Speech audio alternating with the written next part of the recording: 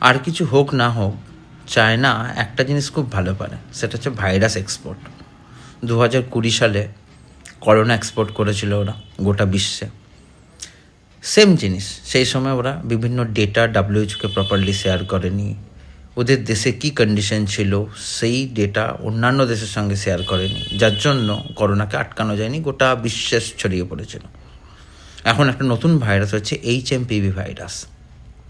Same জিনিস, same condition চায়নাতে তৈরি হচ্ছে, এবং 5 বছরের নিচের শিশু যারা বা 60 বছরের ঊর্ধ্বে যাদের ইমিউনিটি পাওয়ারটা কম, তাদের সেরকম প্রবলেম হচ্ছে, এবং এর যে সিমটমসগুলো নর্মাল ভাইরাল ফিভারে যেমন সিমটমস, সেরকম সিমটমস।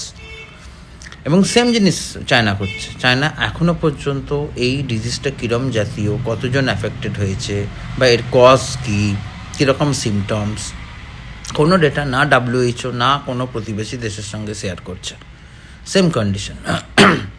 বাট ভারতবর্ষ 140 কোটির দেশ, ভারতবর্ষের অনেক সতর্ক থাকা উচিত। নারা কিন্তু বেলতলা একবারই যা।